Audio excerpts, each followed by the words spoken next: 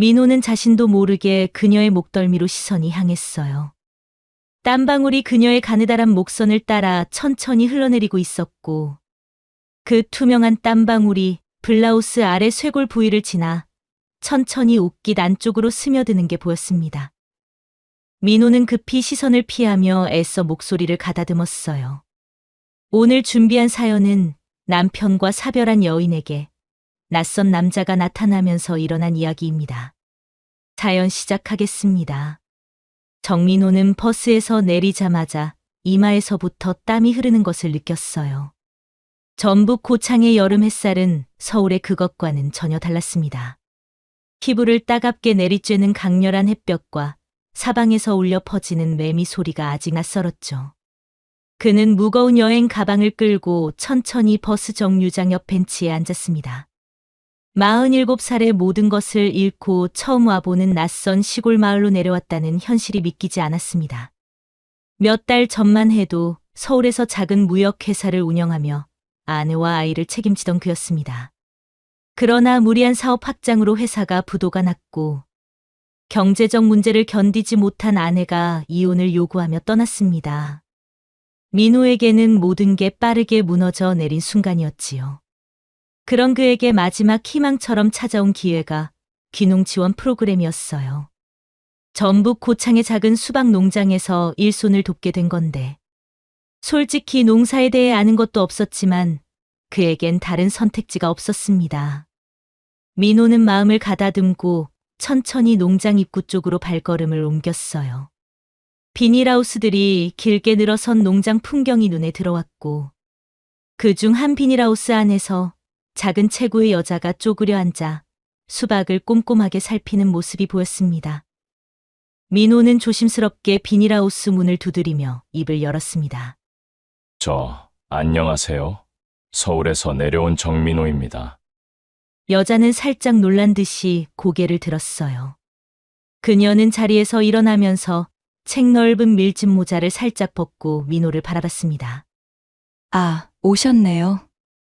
정민호 씨 맞죠? 기다리고 있었어요. 저는 최은숙입니다. 은숙은 가볍게 미소를 지으며 비닐하우스 문을 열고 밖으로 나왔어요. 민호는 자신도 모르게 그녀의 목덜미로 시선이 향했어요. 땀방울이 그녀의 가느다란 목선을 따라 천천히 흘러내리고 있었고, 그 투명한 땀방울이 블라우스 아래 쇄골 부위를 지나 천천히 옷깃 안쪽으로 스며드는 게 보였습니다. 민호는 급히 시선을 피하며 애써 목소리를 가다듬었어요. 여기 날씨가 정말 덥네요. 서울과는 확실히 다르군요. 그래요. 습하기도 해서 좀 버거우실 거예요. 일단 집으로 들어가 쉬시죠. 방을 준비해 두었어요. 은숙이 앞서 걸으며 작은 집으로 안내했습니다. 농장 옆 오래된 시골집이었지만 집 안은 놀랍도록 정갈하고 깔끔했어요. 집안 구석구석에서 은숙의 손길이 느껴졌습니다. 민호는 잠시 짐을 내려놓고 창밖을 바라보았어요. 창문 너머엔 싱그럽게 자란 수박밭이 보였고 정갈이 정리된 텃밭과 작은 마당까지 보였습니다. 잠시 후 위층에서 작고 간헐적인 기침 소리가 들렸어요. 민호는 고개를 돌렸고 은숙의 얼굴이 순간적으로 어두워지는 걸 눈치챘습니다. 누가 또 계신가 봐요? 민호가 조심스레 묻자 은숙은 잠시 망설이다가 어렵게 말을 꺼냈습니다. 16살 딸이 있어요. 희귀병으로 몸이 좋지 않아서요. 병원을 오가느라 정신이 없네요. 은숙의 담담한 목소리와 달리 민호는 그녀의 눈에서 쌓이고 쌓인 깊은 외로움과 피로감을 느낄 수 있었습니다. 그는 자신도 모르게 마음 한구석이 아파오는 걸 느꼈어요. 비록 다른 사정이지만 혼자서 감당해야 하는 외로움은 같다는 생각이 들었기 때문입니다. 많이 힘드셨겠어요. 제가 잘 도와드릴 수 있을지 모르겠네요. 민호의 말에 은숙은 작게 미소 지으며 고개를 끄덕였어요. 이렇게 와주신 것만으로도 얼마나 감사한지 몰라요. 농장 일도 혼자서는 힘이 붙이고 딸 평간호까지 하려니 늘 벅찼거든요. 두 사람 사이에 짧은 침묵이 흘렀지만 어색함보다는 따뜻한 공감이 느껴졌습니다. 처음 만난 사이였지만 서로의 상처와 아픔을 본능적으로 알아본 듯했어요. 민호는 방으로 들어가 짐을 천천히 풀기 시작했어요. 가방 안에서 꺼낸 옷가지들을 서랍장에 넣고 서울에서 챙겨온 책 몇 권을 책상 위에 가지런히 놓았습니다. 그렇게 정리를 마치고 나자 문득 창밖에서 작고 조용한 소리가 들려왔어요. 민호는 창가로 다가가 살짝 창문을 열고 바깥을 내다보았습니다. 마당에 있던 작은 평상에 앉아 은숙이 고개를 숙인 채 무언가를 다듬고 있는 모습이 보였어요. 그녀는 아까보다 훨씬 편안한 차림으로 앉아 있었고 긴 머리를 뒤로 묶어 목덜미가 눈에 들어왔습니다. 민호는 그녀가 다듬고 있는 것이 저녁을 준비하기 위한 나물이라는 걸 알았어요. 그녀의 가늘고 하얀 손가락이 나물을 조심스레 만질 때마다 민호의 마음속에 미묘한 떨림이 피어났습니다. 잠시 후 은숙은 조용히 자리에서 일어나 집 안으로 들어갔어요. 민호는 가볍게 씻은 뒤 천천히 부엌으로 내려왔습니다. 부엌 문 앞에 다다르자 익숙한 음식 냄새가 그의 발걸음을 붙잡았어요. 그것은 오랫동안 잊고 지냈던 집에서 직접 끓인 김치찌개의 익숙한 향기였습니다. 민호는 부엌 입구에 서서 찌개를 저으며 간을 보고 있는 은숙의 뒷모습을 잠시 바라보았습니다. 그녀의 움직임은 차분하고 능숙했지만 하루의 피곤함이 느껴질 만큼 어깨가 살짝 처져 있었어요. 순간 은숙이 뒤돌아보며 민호의 시선을 마주쳤습니다. 그녀는 가벼운 미소로 그를 맞이하며 부드럽게 말했습니다. 민호 씨, 아직 저녁 안 드셨죠?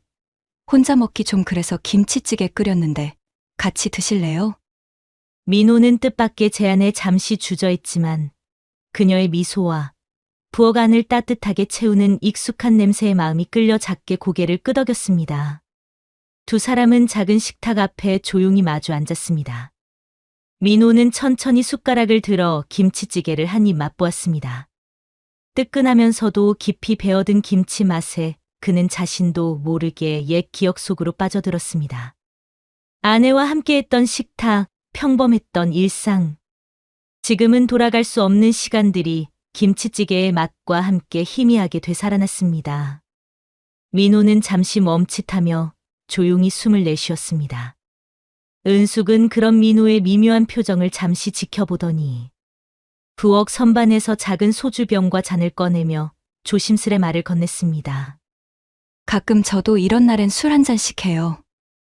민호 씨도 한 잔 하실래요? 민호는 그녀의 제안을 마다하지 않고 가볍게 고개를 끄덕였습니다. 은숙은 민호 앞에 잔을 내려놓으며 천천히 소주를 따라 주었습니다. 두 사람은 말없이 잔을 기울였습니다. 투명한 술이 목을 타고 내려가는 순간 민호는 가슴 깊숙이 눌러왔던 감정들이 서서히 풀어지는 것을 느꼈습니다.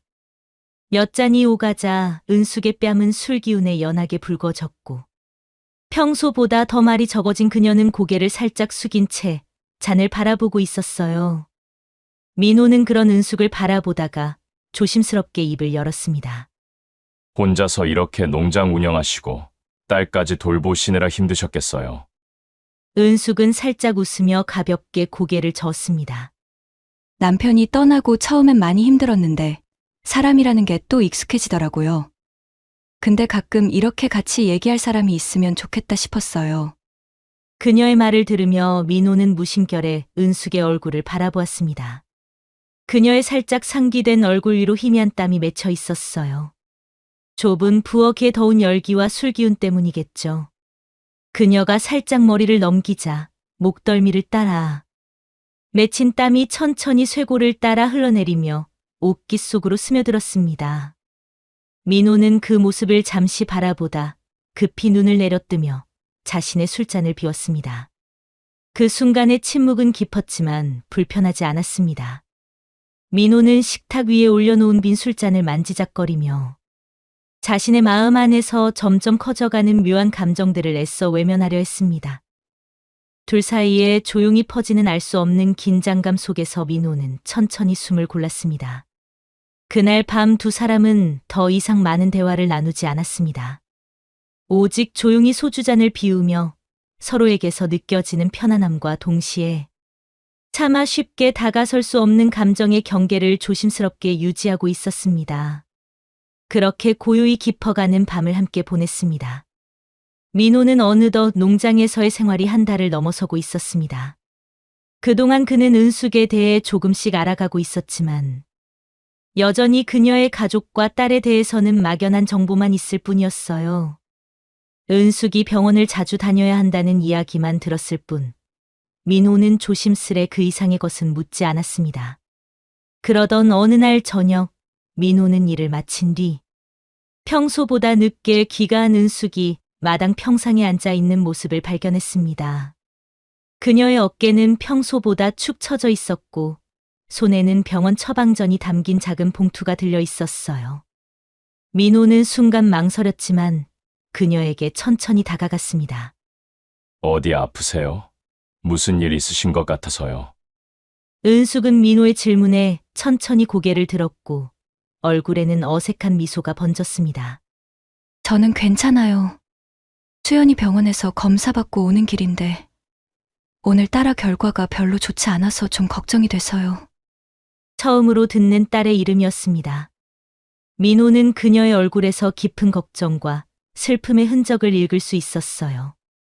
그는 조심스럽게 말을 꺼냈습니다. 수연이는 어떤 병인 건가요? 제가 자세히 몰라서요.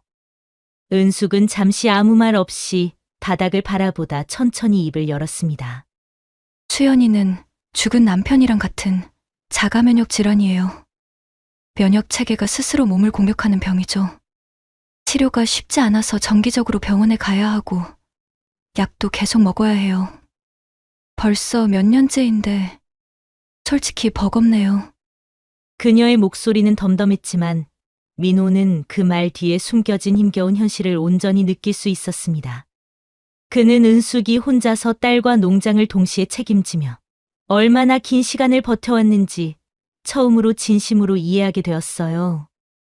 은숙은 잠시 말을 멈추고 먼 곳을 바라보았습니다. 그러다 민호를 다시 바라보며 작게 미소 지었습니다.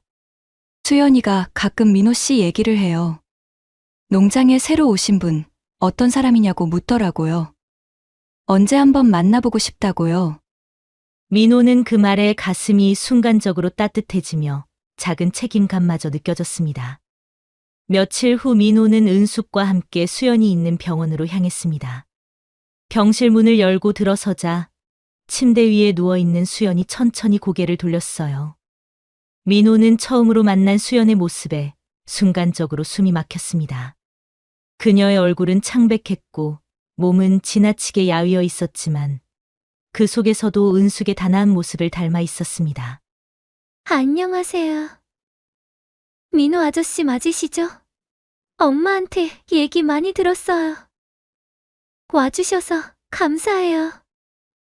수연의 부드럽지만 힘없는 목소리에 민호는 목이 메었습니다. 이제서야 찾아와서 미안해요. 앞으로는 자주 찾아올게요. 민호의 진심 어린 말에 수연은 미소를 지으며 작게 고개를 끄덕였습니다. 민호는 그런 수연의 모습에서 은숙과 똑같은 고요한 슬픔과 따뜻함을 동시에 느꼈습니다. 집으로 돌아오는 길, 민호와 은숙은 말없이 길을 걸었습니다. 여름밤의 습기 찬 공기가 두 사람을 조용히 감싸고 있었습니다. 오늘 수연이 만나주셔서 정말 고마워요. 저 아이, 오랜만에 저렇게 환하게 웃는 걸 봤어요. 민호는 그녀를 바라보며 천천히 입을 열었습니다. 저도 수연이를 만나고 많이 생각했어요. 혼자 힘드신 거, 앞으로는 저도 함께 나눌 수 있으면 좋겠어요. 그의 말에 은숙의 눈빛이 미세하게 흔들렸습니다. 그녀는 천천히 숨을 내쉬며 민호를 바라보았고 두 사람 사이에는 긴 말이 필요 없는 편안한 침묵이 흘렀습니다. 그날 밤 민호는 방 안에서 창문 너머로 하늘을 바라보며 깊은 생각에 빠졌습니다. 수연과 은숙이 함께 견뎌온 그 오랜 시간의 아픔을 민호는 이제 조금씩이나마 공감하게 되었고 그들의 삶 속에 자신이 점점 들어가고 있다는 사실에 복잡한 감정을 느꼈습니다. 한여름이 깊어지면서 비닐하우스 내부는 숨이 턱턱 막힐 정도로 뜨거워졌습니다. 수박의 성장 속도가 빨라지며 손이 더욱 바빠졌고, 민호와 은숙은 대부분의 시간을 함께 비닐하우스에서 보내게 되었습니다. 말없이 일을 하면서도 두 사람 사이엔 조금씩 묘한 기류가 흐르고 있었습니다. 그날도 민호는 수박 줄기를 정리하고 있었고, 은숙은 잘 자란 수박의 상태를 하나하나 점검하며 꼼꼼히 둘러보고 있었어요. 민호가 가볍게 허리를 펴는 순간 수박 줄기의 작은 가시가 손가락 끝을 찔렀습니다. 민호가 짧게 신음을 내자 은숙이 곧바로 다가왔습니다. 괜찮으세요? 가시에 찔리셨어요? 은숙은 걱정스런 얼굴로 민호의 손을 잡고 상처를 살폈습니다. 민호는 그녀의 예상치 못한 손길에 숨이 살짝 멎는 듯했습니다. 부드럽고 따뜻한 손의 온기 때문이었는지 그는 자신도 모르게 긴장하며 얼어붙었습니다. 민호는 어색함을 숨기려 작업을 다시 시작했지만 이미 마음속은 방금 전 은숙의 손길에서 벗어나지 못하고 있었습니다. 시간이 흐르며 비닐하우스 내부는 더 뜨거워졌고 숨 막히는 공기가 두 사람을 짓눌렀습니다.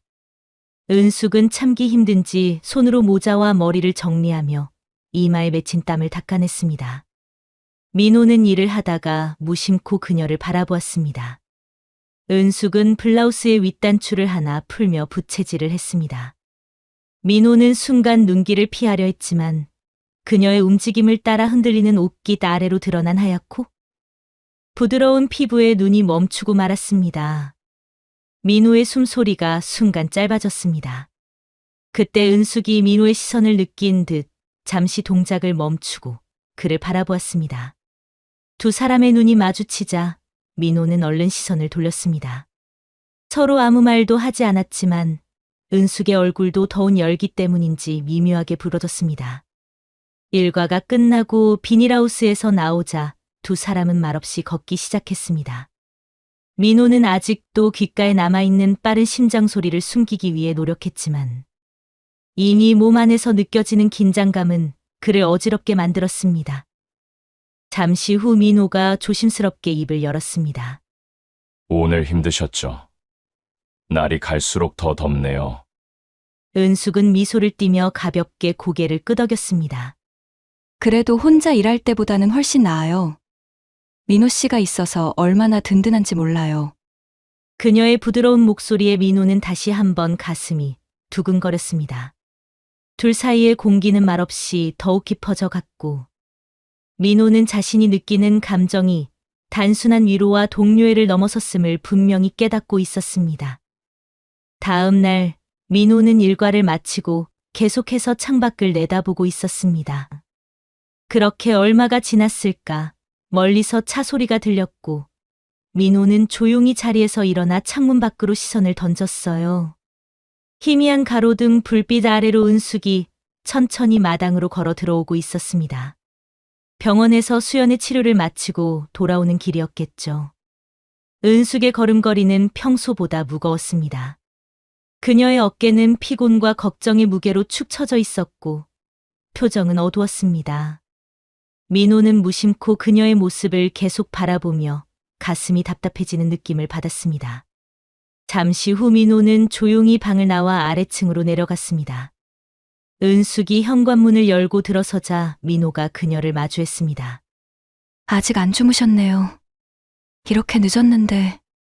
잠이 안 와서요. 오늘 병원에서 수연이는 좀 어땠나요?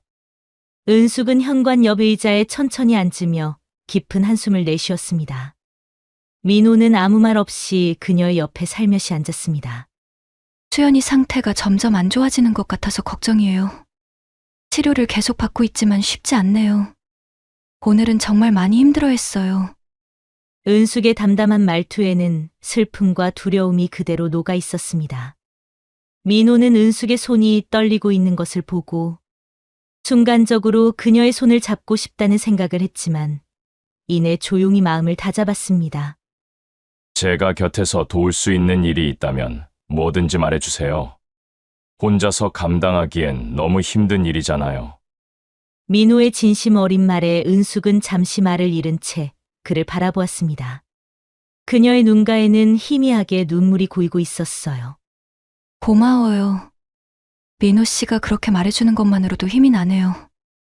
그녀는 지친 얼굴로 천천히 일어나려 했지만 피곤이 너무 깊었던 탓인지 순간 몸이 휘청거렸습니다. 민호는 본능적으로 은숙의 팔을 붙잡아 그녀가 쓰러지지 않도록 붙들었습니다. 은숙의 가늘고 연약한 팔이 민호의 손 안에서 미세하게 떨렸고 두 사람의 몸이 아주 가깝게 닿으면서 민호의 심장 박동이 순간적으로 빨라졌습니다. 미안해요. 제가 좀 피곤해서. 민호는 부드럽게 그녀의 팔을 놓으며 말했습니다. 무리하지 마세요. 은숙은 민호를 바라보며 고개를 끄덕였습니다. 그녀의 눈빛은 이제 민호에게 완전히 신뢰를 보이고 있었습니다. 민호는 그 눈빛을 보며 자신의 마음이 이미 단순한 연민이 아닌 그녀를 향한 호감과 깊은 애정으로 발전했다는 걸 분명하게 깨달았습니다. 은숙이 방으로 들어가자 민호는 다시 자신의 방으로 올라갔습니다. 그는 침대 위에 앉아 조용히 눈을 감고 오늘 있었던 일을 떠올렸습니다. 지친 은숙의 모습, 그녀가 흔들리며 자신의 품에 살짝 기대던 순간의 온기. 민호는 이 모든 장면을 머릿속에서 반복했습니다. 다음 날 하늘은 아침부터 흐려져 있었습니다. 민호와 은숙은 비가 내리기 전에 서둘러 비닐하우스 안에서 작업을 마무리하려고 애쓰고 있었어요. 하지만 갑작스레 하늘에서 굵은 빗방울이 후두둑 떨어지기 시작했고 금세 소나기가 비닐하우스를 세차게 두드리기 시작했습니다. 비가 너무 많이 오네요. 조금 기다렸다가 나가야 할 것 같아요. 은숙은 비닐하우스 입구에서 하늘을 올려다보며 작게 말했습니다. 민호도 빗소리에 고개를 끄덕이며 그녀 옆에 섰습니다. 둘은 좁은 비닐하우스 입구에서 비가 그치기를 기다리며 조용히 서 있었어요. 강하게 떨어지는 빗소리가 하우스 전체를 울리고 있었고 그 소리 속에서 둘의 숨소리는 미세하게 섞였습니다. 좁은 공간 안에서 둘은 자연스럽게 조금씩 더 가까이 서게 되었습니다.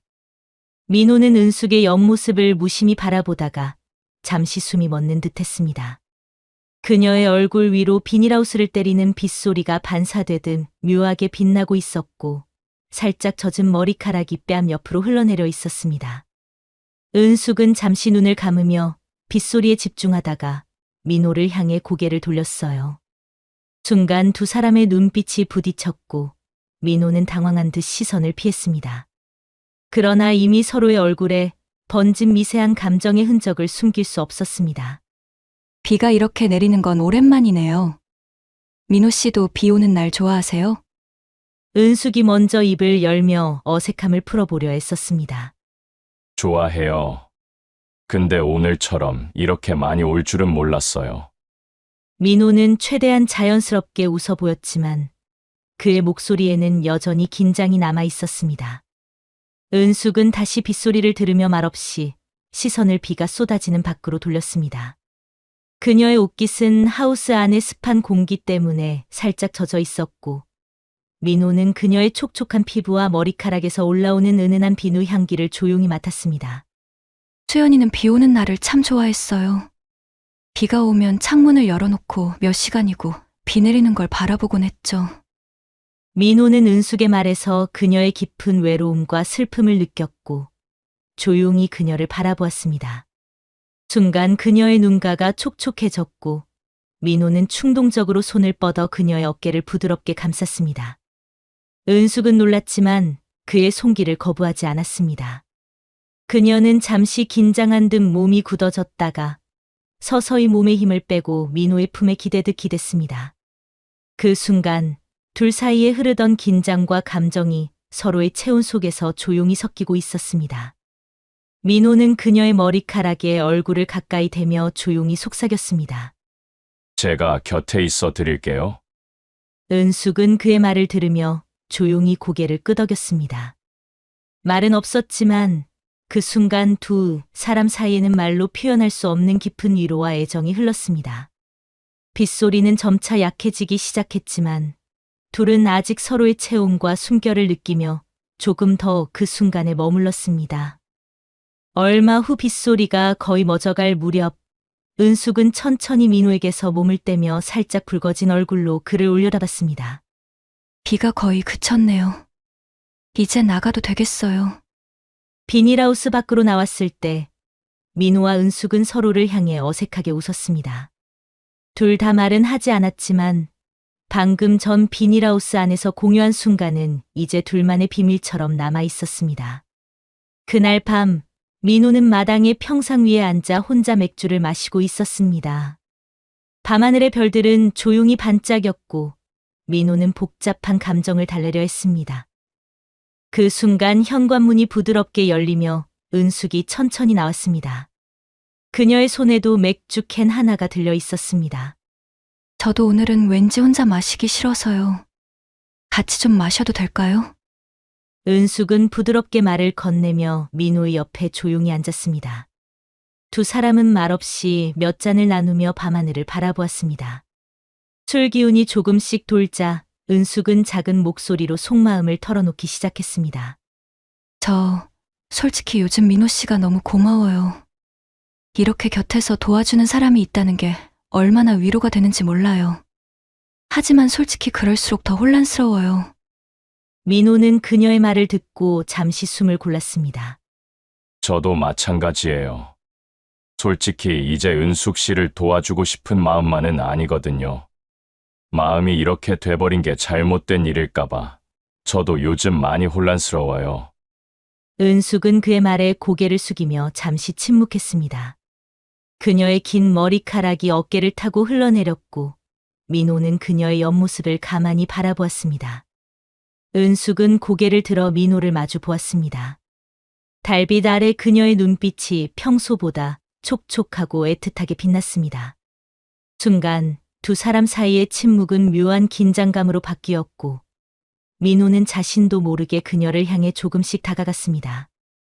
은숙 또한 피하지 않고 천천히 민호를 마주했습니다. 두 사람의 얼굴이 점점 가까워지며 서로의 숨결이 섞이기 시작했습니다. 그 순간 민호는 이성을 잃고 그녀의 입술에 부드럽게 자신의 입술을 포겠습니다. 은숙은 처음엔 살짝 놀라 몸이 움찔했지만 곧 눈을 감으며 민호의 입맞춤에 천천히 응했습니다. 두 사람은 서로의 체온을 느끼며 잠시 깊이 빠져들었습니다. 민호는 그녀의 눈을 바라보다가 조용히 입을 열었습니다. 제가 너무 충동적으로 굴었죠. 죄송해요. 은숙은 얼굴이 붉어진 채 민호의 말을 천천히 받아들였습니다. 아니에요. 사실 저도 솔직히 마음이 흔들렸어요. 하지만 이렇게 해도 되는 걸까요? 그녀의 작게 떨리는 목소리에 민호는 천천히 그녀의 손을 잡았습니다. 저도 잘 모르겠어요. 하지만 더 이상 이 마음을 숨길 수가 없어요. 은숙 씨 곁에 있고 싶어요. 그 말에 은숙은 조금 망설이다가 천천히 민호의 손을 꼭 쥐며 고개를 끄덕였습니다. 두 사람은 다시 가까워져 입술을 맞추었습니다. 잠시의 어색한 침묵 뒤 민호가 조심스럽게 말을 꺼냈습니다. 오늘만큼은 서로에게 솔직해지면 안 될까요? 은숙은 그의 눈빛에서 진심을 확인했고 천천히 고개를 끄덕였습니다. 민호는 그녀의 손을 잡고 방 안으로 들어갔습니다. 그렇게 두 사람은 서로의 외로움과 상처를 천천히 달래며 비로소 진정한 하나가 되었습니다. 창밖에는 여름밤의 서늘한 공기가 가득했고 방 안에는 오직 두 사람만의 따뜻한 온기와 조용한 숨결만이 가득했습니다. 며칠 후 민호가 아침 일찍 농장 일을 시작하려고 준비할 때였습니다. 은숙의 휴대폰 벨소리가 급하게 울렸고 그녀가 전화를 받는 순간 얼굴이 순식간에 창백해졌습니다. 네. 지금요? 알겠어요. 바로 갈게요. 은숙의 목소리는 떨렸습니다. 그녀는 급히 민호를 바라보며 눈물이 그렁한 목소리로 말했습니다. 수연이가 갑자기 상태가 안 좋아졌다는데 저 빨리 가봐야 해요. 민호는 바로 은숙을 차에 태우고 병원으로 향했습니다. 그녀의 얼굴은 극도의 불안과 슬픔으로 가득 차 있었고 민호는 그런 그녀의 모습을 보며 가슴이 미어지는 듯했습니다. 병원에 도착하자마자 두 사람은 서둘러 수연이 있는 병실로 향했습니다. 병실 문을 열자 수연은 이미 산소호흡기를 쓰고 침대 위에 누워 있었습니다. 은숙은 다급히 수연에게 다가가 그 작고 야윈 손을 꼭 잡았습니다. 수연아, 엄마 왔어. 괜찮아질 거야. 조금만 참아줘. 수연은 천천히 눈을 뜨고 은숙을 보며 약하게 웃어 보였습니다. 그녀의 창백한 얼굴과 희미한 미소는 민호의 마음을 더욱 아프게 만들었습니다. 민호는 조용히 병실 한쪽 구석에 서서 두 사람을 지켜보았습니다. 의사는 은숙을 병실 밖으로 불러 자세한 상태를 설명했습니다. 상태가 악화되어 앞으로 상황을 지켜봐야 한다는 의사의 말에 은숙은 숨이 멎는 듯한 표정으로 벽에 기대어 주저앉았습니다. 민호는 곧바로 다가가 그녀의 어깨를 부드럽게 감싸 안았습니다. 수연이는 꼭 괜찮아질 거예요. 은숙은 더 이상 감정을 참지 못하고 민호의 품에 기대어 작게 흐느끼기 시작했습니다. 민호는 그런 은숙의 떨리는 등을 부드럽게 쓸어주며 그녀가 마음껏 울도록 지켜주었습니다. 그날부터 며칠 동안 민호는 농장 일을 마친 뒤 병원을 오가며 은숙과 수연 곁에서 시간을 보냈습니다. 그는 병실에서 지친 은숙의 식사를 챙기고 잠시나마 쉬게 하기 위해 병실을 대신 지키며 그녀의 곁을 지켜주었습니다. 은숙은 민호의 존재 덕분에 조금씩 안정을 되찾았지만 여전히 두려움과 슬픔은 깊었습니다. 어느 날 밤, 민호는 병원 복도에서 혼자 앉아 있는 은숙을 발견했습니다. 은숙은 손으로 얼굴을 가린 채 조용히 울고 있었습니다. 너무 힘들면 저한테 다 털어놓으세요. 혼자 견디기엔 너무 힘든 일이잖아요.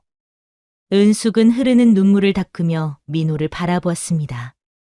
그녀의 목소리는 떨리고 있었어요. 저 수연이 없으면 정말 못 살 것 같아요. 이 아이를 잃으면 저는 정말 아무것도 아닌 사람이 될 거예요. 민호는 그런 은숙의 손을 잡으며 단호하게 말했습니다. 수연이는 꼭 괜찮아질 거예요. 은숙 씨가 이렇게 간절히 바라는 걸 수연이도 잘 알고 있을 거예요. 그러니 끝까지 희망을 잃지 마세요. 민호의 따뜻한 말에 은숙은 조금씩 마음을 진정시켰습니다. 민호는 그녀의 손을 놓지 않고 계속해서 부드럽게 잡아주었고 은숙은 점점 마음속 깊은 곳에서 민호를 의지하고 있었습니다. 그날 이후로 수연의 상태는 다행히 조금씩 안정되어 갔습니다. 은숙은 아직 마음을 놓을 수 없었지만 민호가 곁에서 지켜준 덕분에 조금씩 버틸 수 있는 힘을 얻고 있었습니다. 하지만 안정되었던 수연의 상태는 갑작스럽게 다시 나빠졌고 끝내 그녀는 세상을 떠나고 말았습니다. 장례를 치른 후 은숙은 깊은 죄책감과 상실감에 빠져버렸습니다.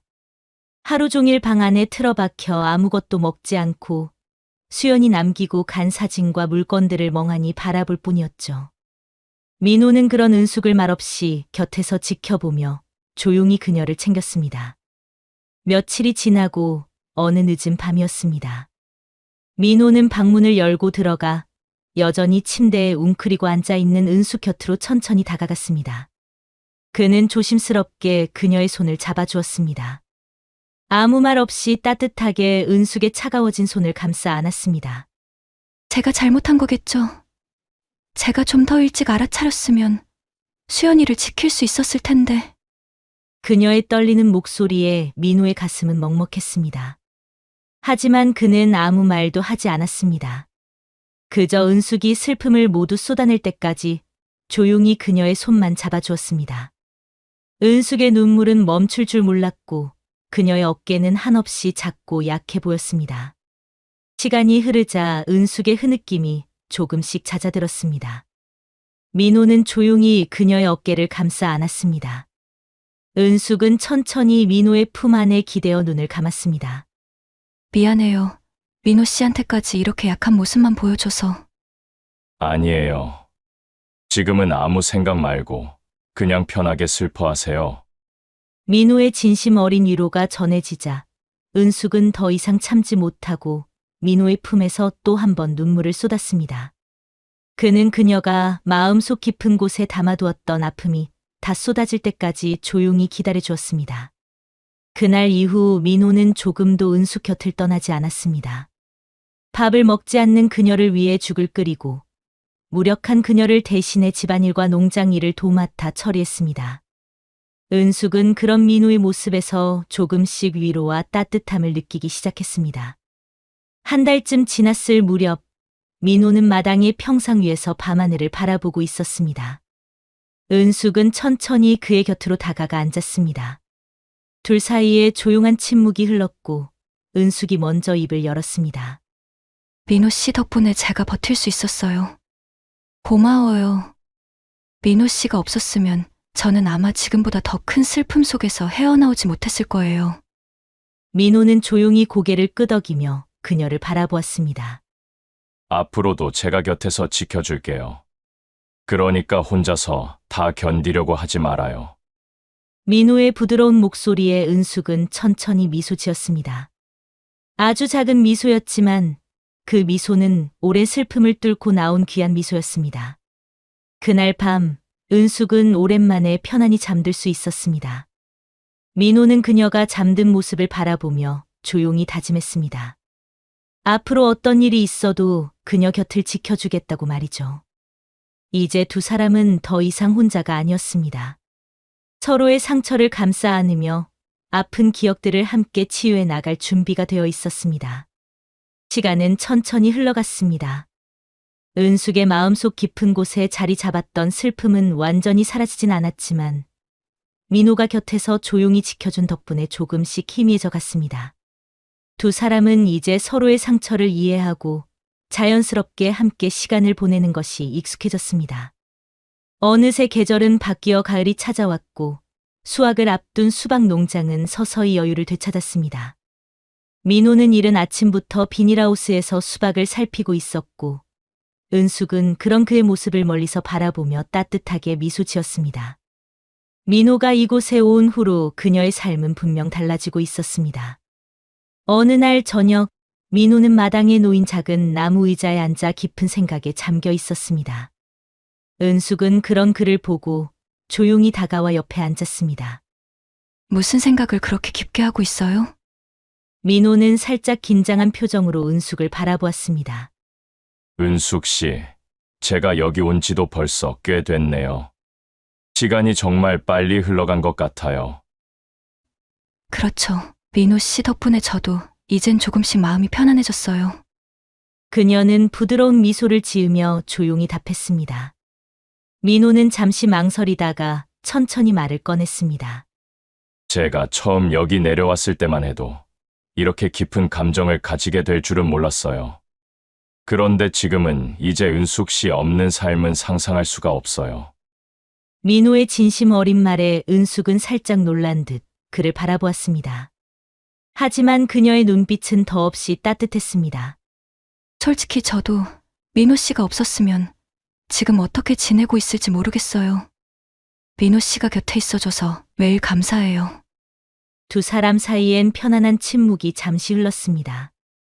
민호는 용기를 내어 그녀의 손을 조심스럽게 잡았습니다.